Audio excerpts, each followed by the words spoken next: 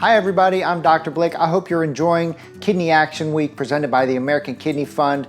This is really an amazing week of information where you get all kinds of insight into your kidney disease or your family member's kidney disease. And really, it's amazing that you're joining and watching. As a kidney doctor, I find it absolutely fantastic when people take control of their health, and having the Kidney Action Week and the American Kidney Fund to give you all of these resources to better manage your kidney disease will help you tremendously in the long run. My name is Dr. Blake Schusterman. I'm a board-certified kidney doctor and I work in Greenville, South Carolina. You also may know me as the Cooking Doc. I've done a lot of collaborations with the American Kidney Fund over the course of the last few years. I love to teach my patients how to cook kidney-friendly meals. I love to teach them how to make low sodium food taste good. So today I'm going to share a great recipe video with you. This is a vegan Bolognese. It is using lentils and mushroom in place of the meats. This is plant-based, it's low sodium, it's made from scratch. It's Bolognese like your Italian grandmother used to make it if she were plant-based, maybe. Anyways, I think you'll find the flavors delicious. It is fun to cook. Spend a Sunday afternoon and get this going on your stove. Thanks so much for watching. I hope the week goes well for you. I hope you learn a lot. And here goes, vegan Bolognese coming up.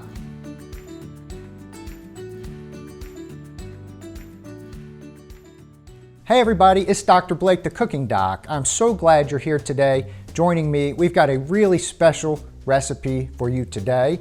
We're going to do things a little bit differently.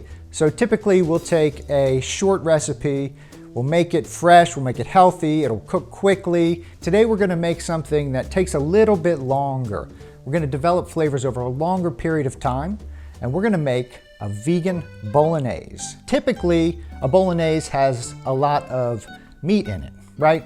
It's got beef, it's got pork, sometimes it's got veal, and that's the way that you develop these rich, robust, creamy flavors. You let them cook over a long period of time. But the problem with that is that all that red meat and all that fat is not good for you, right? And so it's real important for us to take foods that are high in saturated fat or really meat heavy and make them taste good. So Bolognese is a perfect one to do because we have to figure out how to develop that creamy, rich, robust flavor, and our secret ingredient is going to be mushrooms. So let's make that recipe, and let's make it totally vegan. So if you've ever had a vegan recipe that you kind of took a meat recipe, made it a vegan recipe, you often notice that the final result is flat. Not a lot of flavor. And you're like, man, why did I go vegan in the first place? This is not nearly as good as the meat sauces. So we are going to try to avoid all of that today. And we're going to use layer upon layer upon layer of flavor and really build that out so it tastes unbelievable. So we've got an onion, and I'm going to chop one whole onion. So we do want our onion to be chopped into fairly similar pieces as the carrot and celery we're going to use. A bunch of slices sideways. Bunch of slices long ways. And then we're going to chop it. I used to have a commenter that commented every time that my knives weren't sharp. So now I sharpen my knives before every cooking show. And we're also going to prep some celery and some carrots. It's kind of a traditional mirepoix, which gives a lot of the flavor, the depth of flavor to a recipe like this. Now, if you've never chopped carrots before, it takes a little practice. Take the carrot, cut off the ends, cut it in half, give it some cuts lengthwise, do that to both sides, cut it into maybe 1/4 inch slices. Then we're just going to turn them and chop them into little pieces. I have decent knife skills as a chef, but I could never be a surgeon. Seems like a lot of carrot, but the carrot really adds a lot of sweetness to this dish that you may not get because you're not using meat. I'm going to slice up our celery here and cut the ends off. Cut our celery into strips. And we're gonna do the same thing we did with the carrots. Chop them into nice little pieces.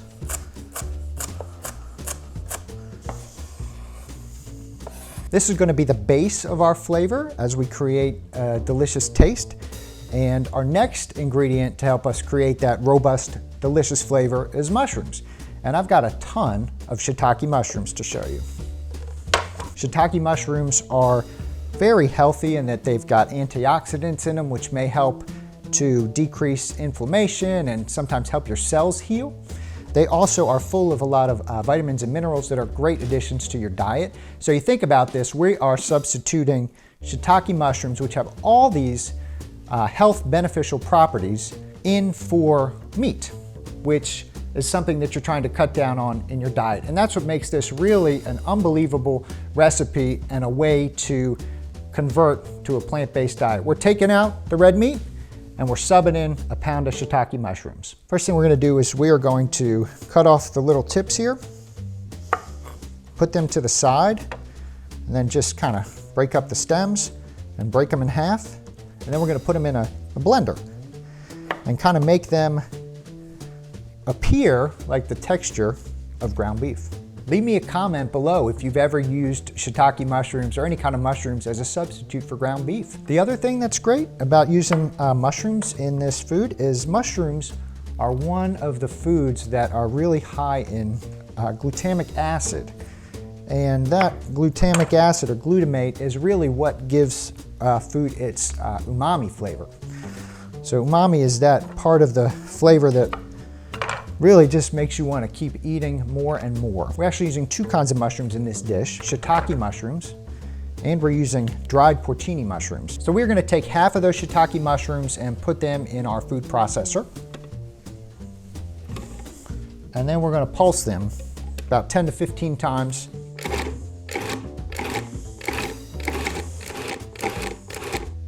All right, perfect. You don't want to put the food processor all the way on because then your mushroom really will be blasted into these tiny little bits that won't have any texture in your final sauce. So you want to have some texture in this recipe. And these are dried porcini mushrooms that I've had sitting in some lukewarm water for about 45 minutes. The dried mushrooms and the liquid that they are sitting in has so much flavor to add to this dish. So there are some keys about preparing dried mushrooms. The first is you gotta let them sit with lukewarm water. The second is you have to drain them. Just gonna put them on our cutting board. Do not throw this mushroom water out. This is pure flavor gold. And we'll just leave a little bit in the bottom of the cup here where the dirt gets real heavy. Just give them a few rough chops. All right, who's ready to cook? Now comes the fun part. We've got our cast iron Dutch oven, one of my favorite pots to use. We're gonna put it over some medium heat. We're gonna add some vegan butter. This is 3 tablespoons of vegan butter. You gotta get fat in this recipe somehow. Without the meat, the butter will add that. And then we've got about a tablespoon of extra virgin olive oil. Add that as well. And I'm gonna add onions. So this is our 1 chopped onion. And I'm gonna add this before that oil heats up and all the butter melts. All right, we're just gonna give that a little stir. So that's kind of controversial, adding the onions at the same time as I add the butter and the olive oil. I find that this tends to make the onions cook a little more slowly and kind of develop flavor a little better. But maybe leave a comment. What do you do at home? One of the ways to make sure you're making good, healthy food is to make it taste good, right? And develop flavor without all the tricks that you would use if you were trying to make an unhealthy dish. So what do you do if you're making an unhealthy food that you want to taste good? How do you do it? You fry it, right? You add a ton of salt, right? You add a whole bunch of cream, right? I mean, there's all these tricks that you could do. Those are easy. It's not so easy when you're making healthy food or vegan food. So it takes a little more time. First thing is you cook the onions, the celery, and the carrots. That gives a great base to any dish you're making. Just when those onions start to turn translucent is when we're gonna add the celery and the carrots. This is my favorite part. Something about scraping off these fresh vegetables into the pot. Now we're gonna let that cook down about 5-7 minutes. So just when those carrots start to get soft and sweet, we're gonna add the mushrooms in, because the mushrooms don't take as long to cook. and the mushrooms will soak up a lot of the oil that you've already got in your pot.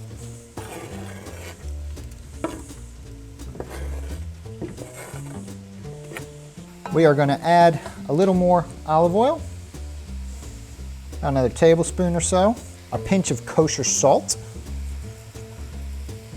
and some freshly ground pepper. Now, as the water releases from these mushrooms, you may find that the mushrooms stick a little bit to the bottom of the pot.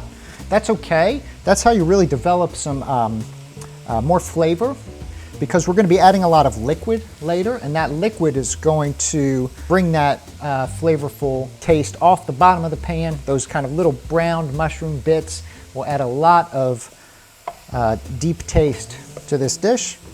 So those mushrooms are starting to stick a bit. I just got my spoon and scrape them off every now and again. After those mushrooms have cooked about 5 to 7 minutes, now we're going to add some of our liquid. The first is with milk. So traditionally in a Bolognese, you may have either whole milk or a little heavy cream that's added to make the sauce rich, and that kind of boils down, gets sucked into the meat and into the vegetables, but we don't want to use heavy cream. So I am going to use some oat milk. It's creamier than all of the other non-dairy milks. You don't want to use coconut milk, right? Because I don't want this to taste like coconut.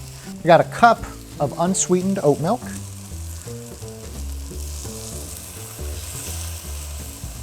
And at the same time, we're going to add our mushroom water. Again, the mushroom water is like our flavor bomb, and this is all going to reduce down and concentrate into these vegetables. I give that a nice little stir. Get those bits off the bottom. We're going to bring this to a medium boil and let all of that water boil off. And so the mushrooms themselves contain a lot of water, so this may take between 5 and 10 minutes before all the water is boiled off. You don't want to do it too fast, so kind of a medium boil is the way to go. While that milk is boiling off, we're going to add just a splash of nutmeg. Now that that water is about boiled off, we're going to add our wine. The wine's going to reduce just like the other water and create more flavor as it reduces. I prefer a dry white wine for this part. You could also use a red wine if you wanted. I'll pour it in and let it boil off. Once that wine is just about boiled off, we're going to add our tomatoes, and then we're going to let it sit. The tomatoes we're using are whole peeled tomatoes. There are a lot of different types of tomatoes you can choose. These are not low sodium, which isn't too bad, especially when it's getting diluted into a big dish like this. The other thing is we're not adding a lot of salt to the dish. So some of our salt comes from the sodium, and the tomatoes will simmer for a couple of hours and really concentrate more flavor. Think about all the ways we've added flavor to this dish, starting with the celery and the carrots and the onions, and then adding the mushrooms, lots of flavor, then adding the mushroom sauce, then adding the milk, then adding the wine. Now we're going to add tomatoes. I'm going to just take a little knife here, and I'm just going to cut them up a little bit so they're not so big. You could do this on a little cutting board, but I found this works pretty well. And in we go. If there's any big pieces left, we can just cut them here. Give that a stir.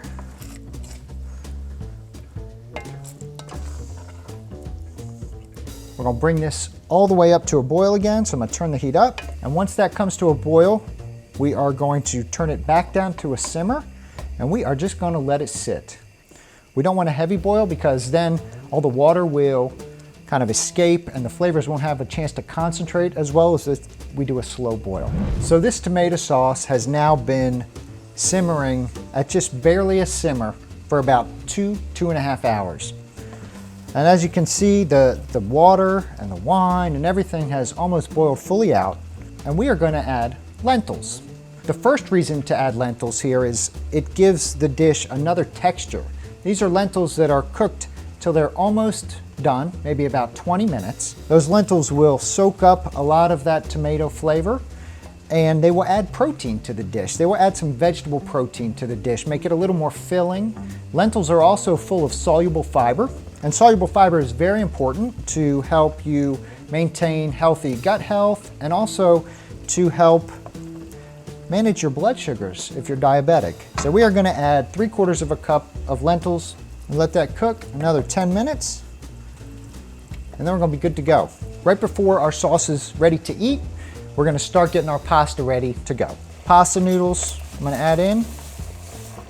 They're only gonna cook for a couple minutes. You could also use rigatoni. We don't wanna cook the noodles too long. We want them to be al dente when they come out because we're gonna finish them in the pasta sauce. Let's drain our noodles. We're gonna save just about a half a cup of this pasta water. It's got a little bit of starch in it. Sometimes we'll need that to help the flavors come together. And then I'm gonna add just a little bit of that reserved pasta water. We're gonna add a couple spoonfuls of the sauce in there. We're gonna let those noodles finish cooking in the sauce. So it mixes together just like a traditional Bolognese. It's got tons of flavor, not a lot of salt, no saturated fat. Beautiful little serving there. And I do like to top it with a little Parmesan cheese. We'll use the vegan Parmesan cheese just to keep this recipe totally vegan. A little bit of regular Parmesan cheese would be great on top as well. That really kicks the flavor into high gear when you take that finishing bite. Just a beautiful, beautiful meal. That is so good.